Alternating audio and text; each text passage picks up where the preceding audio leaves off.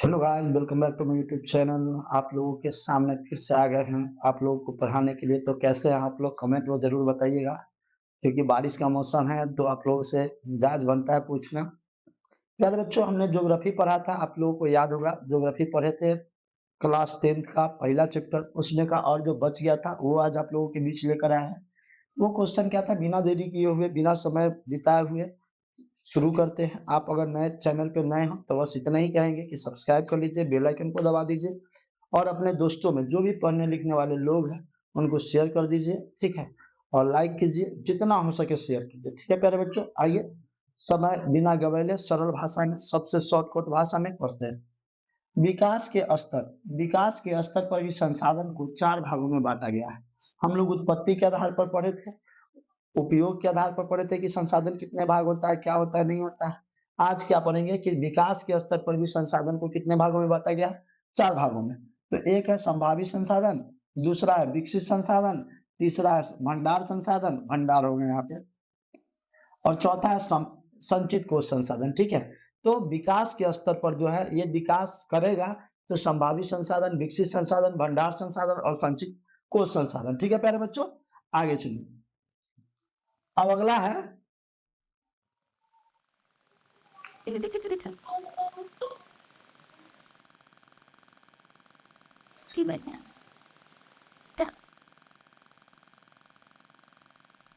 चलिए जी। अब आगे देखिए यहाँ पर, अब क्या है संभावी संसाधन। संभावी संसाधन क्या होता है? तो ऐसे संसाधन जो किसी क्षेत्र में मौजूद होते हैं, जो किसी क्षेत्र में क्या होते हैं? मौजूद होते हैं। कोई ना कोई क्षेत्र में वो मौजूद होगा, ठीक है? और जिसके मतलब कोई ना कोई क्षेत्र में पहले से प्रेज़ेंट होगा, मौजूद होगा, उपस्थित होगा। तो ऐसे संसाधन जो किसी क्षेत्र में मौजूद होते हैं, जिसके उपयोग में लाए जाने की संभावना रहती है। मतलब कोई ना कोई क्षेत्र में वो मौजूद है, भविष्य में हम उसका प्रयोग कर सकते हैं। जैसे मान लीजिए हमारी किताब रखल है, इंटर की किताब रखा हुआ, अभी हम 10th में हैं, तो हम भविष्य में उसको पढ़ सकते हैं, जब हम इंटर क्लास में जाएँगे तो पढ़ सकते हैं। तो ऐसे संसाधन को हम लोग क्या कहेंगे? संभावी संसाधन कहते हैं। लेकिन उसे अभी तक उपयोग में नहीं लाया गया है। मतलब मान लीजिए कोई ऐसा संसाधन जो रखा हुआ है लेकिन अभी तक उसका उपयोग नहीं किया गया है, तो वह कौन-सा संसाधन हो जाएगा? संभावी। संभावी मतलब संभावना है, इन फ्यूचर भविष्य में उपयोग करने की संभावना है। जैसे हिमालय क्षेत्र का खनिज, जैसे हिमालय क्षेत्र में बहुत सारा खनिज है, उसका अभी उपयोग नहीं किया गया है, लेकिन भविष्य में उपयोग किया जा सकता है। दूसरा क्या है? पवन ऊर्जा। पवन ऊर्जा का पवन चक्की बना करके, जैसे देखते होइएगा आप लोग मूवी में देखते होइएगा, अगर बिहार से आउट किया है, तो आप वहाँ पे क्या बोलते हैं उसको, गुजरात में, ठीक है? ऐसे पवन चक्की देखे होइएगा 3 गो पंखी वाला, ठीक है? तो ऐसे चला करके ये जो पवन ऊर्जा का उत्पादन करता है, यहाँ से विद्युत उत्पादन होता है, यहाँ से तार ऐसे मोटर लगा होता है यहाँ पर, ये नचाता है और विद्युत उत्पादन करता है, ठीक है प्यारे बच्चों? और इसको उत्पादन करने के लिए कम से कम हवा का रफ्तार जो है 15 किलोमीटर प्रति घंटा होना चाहिए, ठीक है?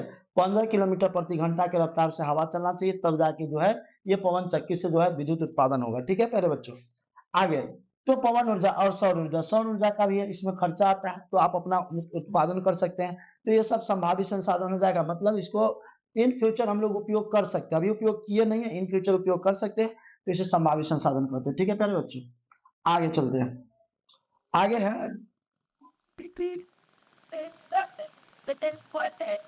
आगे चलिए। आगे है विकसित संसाधन। विकसित संसाधन क्या होता है प्यारे बच्चों? विकसित तो ऐसा संसाधन जिनका उपयोग हेतु मात्रा एवं गुणवत्ता का निर्धारण हो चुका है। मतलब ऐसा संसाधन जिनका उपयोग हेतु, मतलब हम लोग उपयोग में लाने के लिए मात्रा का उपयोग कर चुके हैं, गुणवत्ता का प्रयोग कर चुके हैं। लेकिन और भविष्य में तकनीक के आधार पर इसका उपयोग कि कितना है वो और क्या उसका उपयोग हो सकता है, ये जानकारी प्राप्त हो चुका है। और भविष्य में इन फ्यूचर तकनीक के आधार पर, टेक्निक के आधार पर हम लोग उसका प्रयोग कर सकते हैं, तो उसको, ऐसे संसाधन को क्या बोलते हैं? विकसित संसाधन। क्या बोलते हैं उसको? विकसित संसाधन। आप सुनते होइएगा कि पानी पर जो है गाड़ी चल रहा है, बिना ड्राइवर के गाड़ी चल रहा है, तो सब क्या टेक्निक है, तकनीक है। उसी के आधार पर जो है यहाँ पर जो बहुत सारे काम है, मात्रा और गुणवत्ता का परीक्षण कर किया जा चुका है।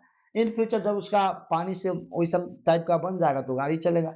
सुनते होइएगा सीएनजी पर गाड़ी चलता है। तो ये सब तकनीक है, तकनीक के आधार पर काम होता है, ठीक है प्यारे बच्चों? तो मतलब उसका जो है उपयोग, मात्रा गुणवत्ता का निर्धारण फिक्स हो चुका है, लेकिन तकनीक वैसा आएगा तो उसका उपयोग किया जाएगा, ठीक है प्यारे बच्चों? आगे चलते हैं। अगला है भंडार संसाधन। क्या है प्यारे बच्चों? भंडार संसाधन। अगला क्या है? भंडार संसाधन। ठीक है? क्या है? भंडार संसाधन। इसमें क्या होता है? ऐसे संसाधन पर्यावरण में उपलब्ध होते हैं। भंडार मतलब भंडार रहेगा, भंडार। जैसे मान लीजिए भंडार समझते हैं? मान लीजिए हम चावल का कहीं पे भंडार है, मेरा गेहूँ का भंडार है, मान लीजिए मेरा कटहल का भंडार है, कोई न कोई चीज़ का भंडार होता है। तो उसी प्रकार ऐसे संसाधन पर्यावरण में उपलब्ध होते हैं। उपलब्ध यहाँ पर गलती लिखा हुआ है। ठीक है प्यारे बच्चों, उपलब्ध होते हैं तथा मानवीय आवश्यकताओं को पूर्ति में सक्षम सक्षम होते हैं। मानव की जो आवश्यकता है उसमें पूर्ति करने के लिए, मतलब वो मानव की जो भी चीज़ ज़रूरत है उसको पूरा करने के लिए वो पूरा रेडी रहता है, सक्षम रहता है। उपयोग हेतु प्रौद्योगिकी के अभाव में इन्हें केवल देखा जा सकता है, भंडार संसाधन कहलाता है। हम केवल उसको देख सकते हैं तो ऐसे संसाधन को भंडार संसाधन कहते हैं। जैसे जल है, तो जल का इन फ्यूचर और भी प्रयोग किया जाएगा। जैसे हाइड्रोजन एवं ऑक्सीजन है, इसका भी इन फ्यूचर मतलब योग करके जो है भविष्य में बहुत प्रकार जो है इसका अति किया जा सकता है, उपयोग में लाया जा सकता है, जिसमें उत्पादन की अधिक क्षमता छिपी हुई है। मतलब हाइड्रोजन में, ऑक्सीजन में बहुत उत्पादन की क्षमता छिपी हुई है।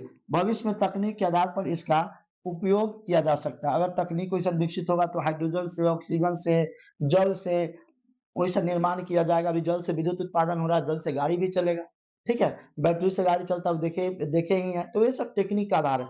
आने वाले समय में ऐसा होगा कि गाड़ी चार्ज होगा और चलेगा, सौर ऊर्जा से चार्ज होगा और गाड़ी चलते रहेगा, ठीक है? तो ये सब भविष्य का बात है, ठीक है प्यारे बच्चों? तो ये हो जाएगा भंडार संसाधन, ठीक है?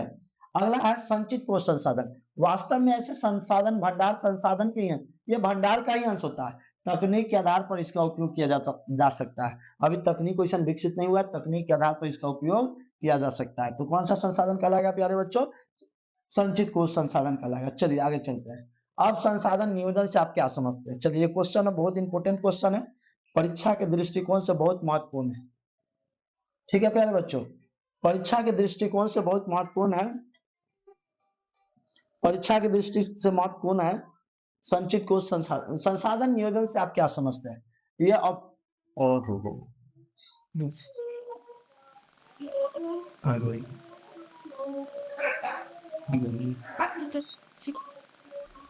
चलिए, तो संसाधन नियोजन से आप क्या समझते हैं? तो संसाधन का विवेकपूर्ण संसाधन नियोजन मतलब आप संसाधन को कैसे बचा के रख सकते हैं, कैसे जितना ज़रूरत है उतना उपयोग कर सकते हैं। तो संसाधन जो है, संसाधन का विवेकपूर्ण उपयोग ही संसाधन नियोजन कहलाता है।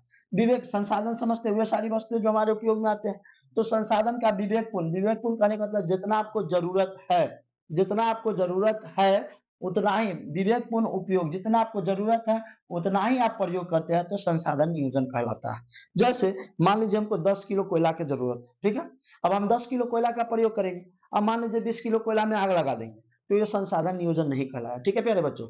हमें संसाधन को बचा के रखना चाहिए। क्या करके रखना चाहिए? बचा के रखना चाहिए। अगर हम लोग संसाधन का विवेकपूर्ण मतलब जितना ज़रूरत है, उतना ही प्रयोग करेंगे, तो संसाधन नियोजन कहलाता है। कुछ ऐसे संसाधन होते हैं जिनका एक बार प्रयोग करने के बाद खत्म हो जाते हैं। मतलब कुछ ऐसे संसाधन हैं जिनका हम एक बार प्रयोग करेंगे तो वो खत्म हो जाएगा, पुनः प्राप्त नहीं हो सकता है। जैसे अनवीकरणीय संसाधन में पड़े होइएगा कोयला, ठीक है, पेट्रोलियम, ईंधन गैस मतलब जो जीवाश्म ईंधन होते हैं सो जैसे कि कोयला, पेट्रोलियम, उसके बाद गैस हो गया, एलपीजी जो गैस होता है। तो ये सब जो है कुछ ऐसे संसाधन जिनका एक बार प्रयोग करने के बाद खत्म हो जाता है। तो अतः उसे अपने आवश्यकता अनुसार प्रयोग करना चाहिए। मतलब आपको जितना ज़रूरी है उतना ही प्रयोग कीजिए। जितना ज़रूरी है उतना ही प्रयोग कीजिए, नहीं तो वो खत्म हो जाएगा। तो हमारे भविष्य की पीढ़ी के लिए क्या बचेगा?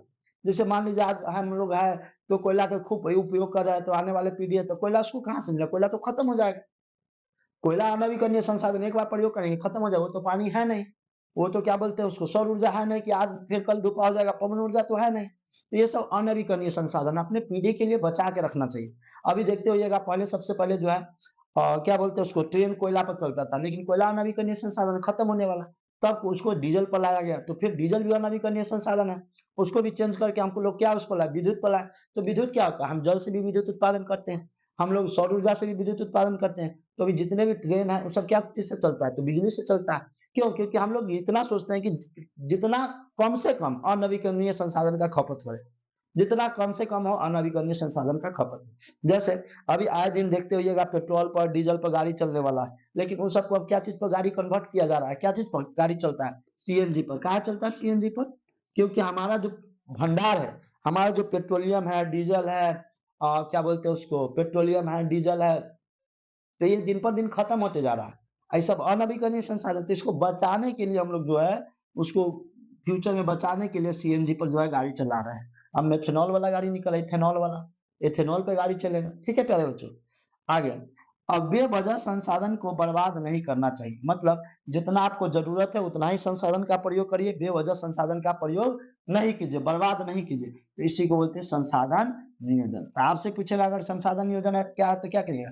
संसाधन का विवेकपूर्ण उपयोग ही संसाधन नियोजन है। संसाधन को एक बार ही प्रयोग मतलब कुछ ऐसे संसाधन हैं जिनका एक बार प्रयोग करने के बाद खत्म हो जाता है, इसलिए जितना आवश्यकता हो, जितना ज़रूरी हो उतना ही संसाधन का उपयोग करना चाहिए, प्रयोग करना चाहिए। उसके अलावा संसाधन का प्रयोग मतलब बर्बाद नहीं करना चाहिए, बेकार में फालतू में बर्बाद नहीं करना चाहिए। ठीक है प्यारे बच्चों? ये वीवीआई है। परीक्षा के दृष्टिकोण से बहुत महत्वपूर्ण प्रश्न है प्यारे बच्चों। मोस्ट वीवीआई क्वेश्चन है, ठीक है? चलिए आगे चलते हैं। अगला क्वेश्चन है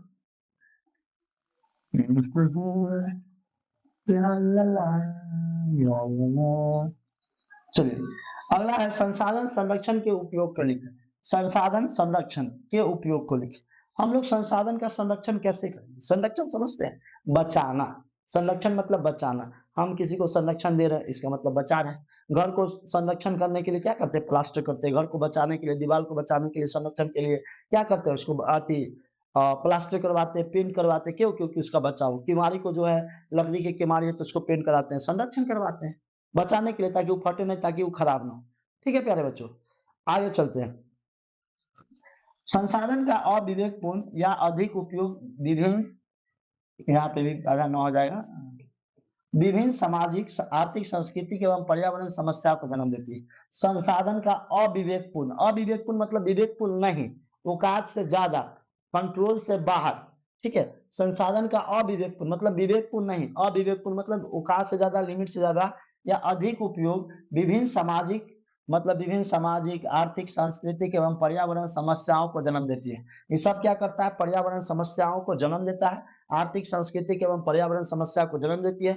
इस समस्या से बचने के लिए संसाधन का संरक्षण यहाँ पे गलती है, ठीक है प्यारे बच्चों? संरक्षण होगा। संसाधन का संरक्षण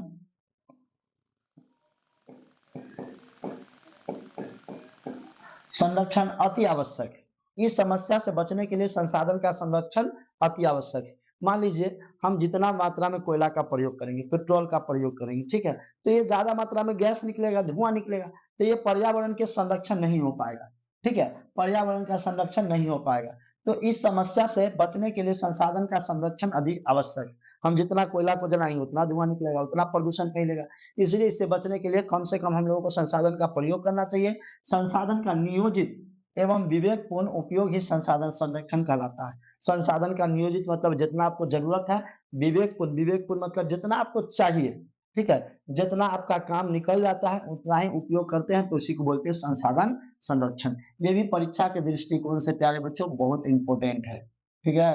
परीक्षा के दृष्टिकोण से बहुत इम्पोर्टेंट प्रश्न है ये, ठीक है? चलिए, अब यहीं पे क्वेश्चन समाप्त होता है और भी जो क्वेश्चन है हम आप लोगों के बीच लेकर आएँगे, ठीक है? और हमारे बने रहिए, ऐसे ही प्यार बरसाते रहिए। फर्स्ट वीडियो हमारा अच्छा खासा व्यूज़ गया है, तो हम उम्मीद करते हैं कि ऐसे ही वीडियो को हमें प्यार देते रहिएगा और लाइक करते रहिएगा, शेयर करते रहिएगा, सब्सक्राइब कीजिएगा, बेल आइकन को दबाइएगा।